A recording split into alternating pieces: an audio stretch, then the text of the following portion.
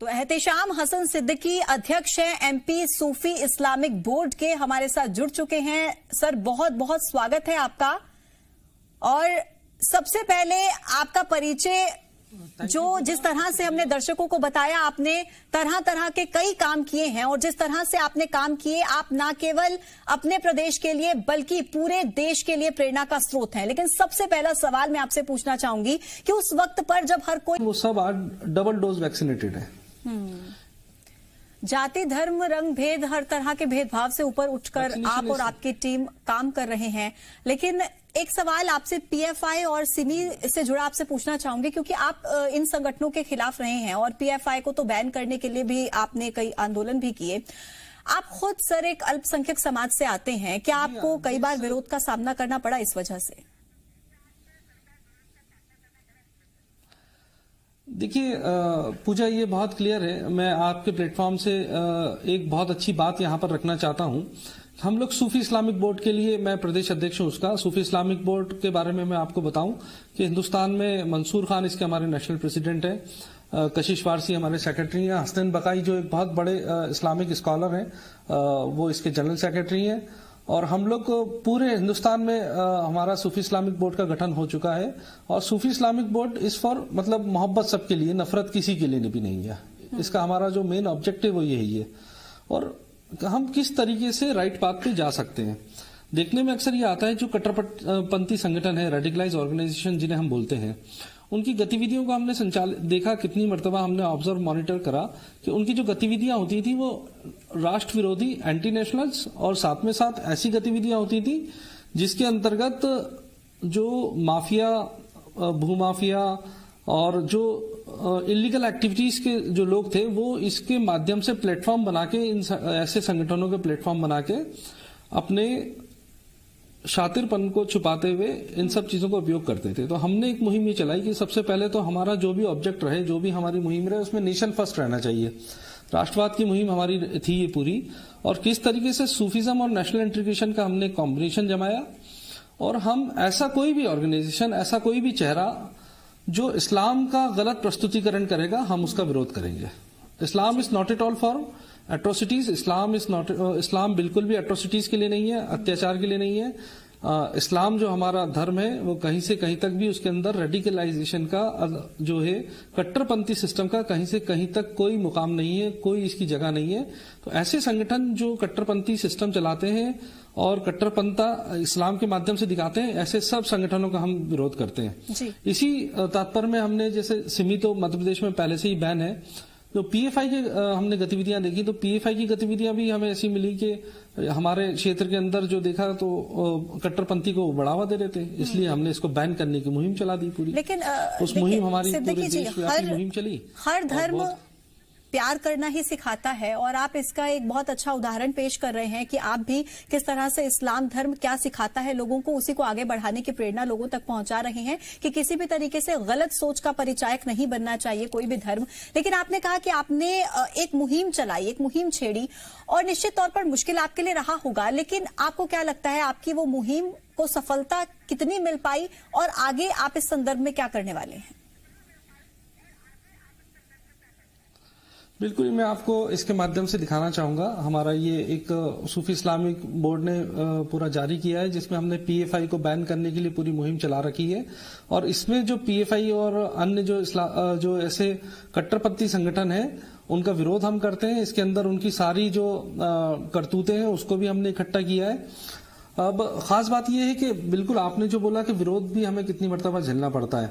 तो जब इस तरीके से जो भ्रष्टाचारी लोग हैं, जो माफिया लोग हैं, और इन लोगों की जब दुकानदारियां बंद हो रही हैं, तो निश्चित ही ये कहीं ना कहीं हमें धमकियां भी देते हैं और ये आरोप प्रत्यारोप भी लगाते हैं। हमें कितनी मर्तबा ऐसे आरोप प्रत्यारोप भी झेलने पड़ते हैं कि भाई ये तो आप समाज के विरोधी काम कर रहे हैं। बट इस चीज को बहुत अच्छी तरीके से ये समझना चाहिए कि हम समाज के विरोध में काम नहीं कर रहे हैं, हम समाज के अपलिफ्टमेंट के लिए काम कर रहे हैं। इसी मुहिम में जब मुझे ना है कि वो अपनी देश सेवा में वहीं पे लीन है। सिद्दीकी जी, ऐसे समय में जब हर कोई अपने स्वार्थ के बारे में सोचता है कि उसका काम कैसे बने, ऐसे वक्त पर जब आप बात कर रहे हैं हिंदुस्तान के विकास की, प्रदेश के विकास की, समाज के विकास की, निश्चित तौर पर आपसे बहुत लोग आज सीख रहे होंगे, प्रेरणा ले रहे होंगे। लेकिन इन दिनों जो एक बहुत बड़ा मुद्दा हम देख रहे हैं, राजनीतिक गलियारों में भी देख रहे हैं, कई राज्यों में मुद्दा काफी तूल पकड़ चुका है। हिजाब को लेकर मैं बात कर रही हूं, इस पर आपके क्या विचार हैं, क्या सोचते हैं आप इस विषय में? डेफिनेटली देखिए, हम हिंदुस्तान में रहते हैं और हिंदुस्तान का जो कॉन्स्टिट्यूशन है वो हमारे लिए सर्वोपरि है। Right to life and personal liberty एक संविधान की बहुत ही इंपॉर्टेंट आर्टिकल है जिसके ऊपर हर हिंदुस्तानी को गर्व होना चाहिए। हमें हमारे फंडामेंटल राइट्स और फंडामेंटल ड्यूटीज दोनों के बारे में पता होना चाहिए। तो पूजा, इसके अंदर कुछ लोग ऐसे हैं जो हिजाब का विरोध कर रहे हैं और कुछ लोग ऐसे हैं जो हिजाब का समर्थन कर रहे हैं। मैं अपनी बात आपके चैनल के माध्यम से ये कहना चाहता हूं कि स्कूल्स के अंदर, यूनिवर्सिटीज के अंदर हमारे देश की बेटी आएगी, पढ़ेगी और देश का विकास करेगी। इस कॉन्सेप्ट के साथ में हमें स्कूल में एडमिशन्स लेने चाहिए, यूनिवर्सिटीज में एडमिशन लेने चाहिए। वहां पे कोई कास्ट डिस्क्रिमिनेशन नहीं होना चाहिए, कुछ ऐसा डिस्क्रिमिनेटरी फैक्टर्स नहीं होना चाहिए। रही बात हिजाब की, तो मेरा इसके अंदर एक पूरी डबल पद्धति है और वो मैं जो आपको बताना चाहता हूं, हम दोनों ही चीजों के विरोध करते हैं। दोनों चीजों का विरोध हम ऐसे करते हैं कि कोई व्यक्ति अगर हिजाब का विरोध करता है तो that is the right of the individual. उस बच्ची का वो राइट है कि वो हिजाब पहनना चाहती है, बुर्का पहनना चाहती है, जीन्स पहनना चाहती है, वो जो पहनना चाहती है वो पहने। साथ में साथ हम इस चीज का भी विरोध करते हैं कि अगर कोई रेडिकलाइज सिस्टम, रेडिकलाइज सिंडिकेट, कोई कट्टरपंथी सिंडिकेट अगर किसी मुस्लिम बच्ची को जबरदस्ती हिजाब पहनाना चाहता है तो हम इसका भी विरोध करते हैं कि हिजाब पर्सनल की, इंडिविजुअल्स की राइट की चॉइस होनी चाहिए। अगर कोई हिजाब थोपेगा तो हम उसका भी विरोध कर रहे हैं, कोई हिजाब नोचेगा तो हम उसका भी विरोध कर रहे हैं। This is the essence of the Indian constitution का ये एसेंस है कि हमें लिव एंड लेट लिव रहना चाहिए। ईश्वर ने हमें जैसा पैदा करा है, रंग रूप जैसा भी है, हमको उसको स्वीकार करना चाहिए और अपनी लाइफ को अच्छी तरीके से लीडिंग एजुकेशन के साथ में इसको प्रोसीड करना चाहिए। लेकिन सिद्दीकी जी, आपको क्या लगता है, क्योंकि ये जो पद्धति है एक यूनिफॉर्म कोड को लेकर, ये तो 70 सालों से चली आ रही है, लेकिन एकदम से इसका विरोध होना, क्या आपको लगता है कि क्या आपके विचार हैं इस पर?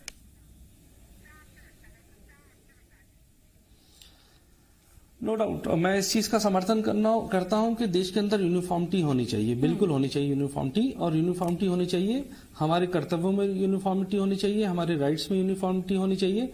और इस यूनिफॉर्मिटी को हमें स्कूल के माध्यम से ही सबसे पहले जो डिसिप्लिन होता है वो सबसे पहले हम जो इस घर के बाद जो हमारा सबसे पहला जो पायदान होता है डिसिप्लिन को सीखने का, डिसिप्लिन को ऑब्जर्व करने का और उसको अपनी लाइफ में उतारने का, वो होता है स्कूल। तो डेफिनेटली स्कूल को इस तरह का कोई पॉलिटिकल इश्यू, पॉलिटिकल क्राइसिस के साथ में नहीं जोड़ के देना चाहिए। बेहतर ये है कि हम वहां से एक गुणवत्ता मूल्यवान शिक्षा लेके हम आगे बढ़ें, जिससे हम हमारे नेशनल बिल्डिंग में जिस भी फील्ड में आगे हम काम करते हैं तो उस नेशनल बिल्डिंग में हम अपने कर्तव्यों का अच्छे से पालन कर सकें। कोई इंजीनियर रहेंगे, वो ब्रिलियंट इंजीनियर बनेगा तो वो अपनी देश की सेवा कर सकता है। किसी अच्छे स्कूल से पढ़ के कोई टीचर या डॉक्टर या कोई जिस भी विषय में वो जाना चाहता हो, वो अपनी जिस भी स्ट्रीम को लेगा उसमें अगर वो काम करता है और अपनी ब्रिलियंसी के साथ में अपने प्लेटफॉर्म्स तक पहुंचा सकें, यही बस न्याय। बिल्कुल। आने वाले समय में आप और आपकी टीम मिलकर किस दिशा में काम कर रही है? क्या कोई आने वाले समय में ऐसे प्रोजेक्ट्स हैं जिन पर आप मिलकर काम करने वाले हैं? क्योंकि यही हम लोग सब लोग इच्छा कर रहे हैं कि कोरोना का वो दौर फिर से लौटकर कभी ना आए और स्थिति बेहतर होती जाए। लेकिन आने वाले समय में आप किस तरीके से काम करेंगे? डेफिनेटली आने वाले वक्त में हम लोगों ने जो एक्शन प्लान्स हमारे बनाए हैं, जो प्रोजेक्ट्स हमारे बनाए हैं, वो अपने, जैसे राजगढ़ दरगाह शरीफ की हम बात करें तो अगर हमें आगे भी मौका मिलता है वहां पर अपनी ड्यूटीज को सर्व करने का, तो हम एक ऐसा कन्वेंशन सेंटर वहां पर डेवलप करना चाह रहे हैं जो कास्ट क्रीड्स के अलावा पूरे सोसाइटी के लिए बहुत अच्छा जो है सोशल अपलिफ्टमेंट, कम्युनिटी अपलिफ्टमेंट, जो लोग जिस तरह की बात करते हैं उसको हमने धरातल पे करके दिखाया है। उसी मुहिम को हम आगे भी बढ़ाएंगे। साथ में साथ हम लोग बहुत इंपॉर्टेंटली एजुकेशनल सिस्टम के ऊपर काम करना चाह रहे हैं।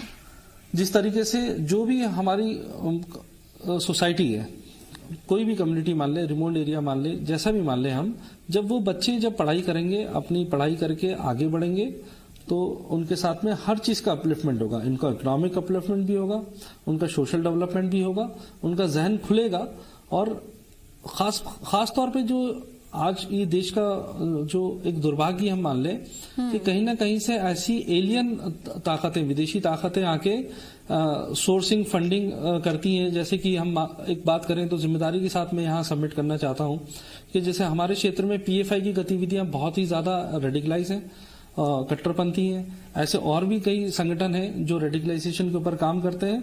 तो इसको लेकर हम लगातार ये मुहिम अपनी जारी रखे हुए हैं कि किसी भी तरीके से हम ऐसा कोई भी संगठन, ऐसे किसी संगठन को ना तो आगे बढ़ने देंगे ना, और हर ऐसे संगठन का हम विरोध करेंगे जो मुस्लिम्स का, इस्लाम का गलत चेहरा का प्रस्तुतिकरण करते हैं। जी सिद्दीकी जी मध्य प्रदेश छत्तीसगढ़ की तरफ से भी आपको बहुत बहुत शुभकामनाएं। आप जिस दिशा में काम कर रहे हैं, आगे बढ़ रहे हैं और जिस साफ नियत के साथ आप काम कर रहे हैं, आपको निश्चित तौर पर उसमें सफलता हासिल हो। आपका बहुत बहुत शुक्रिया जी मध्य प्रदेश छत्तीसगढ़ के साथ जुड़ने के लिए। शुक्रिया पूजा, बहुत बहुत थैंक यू।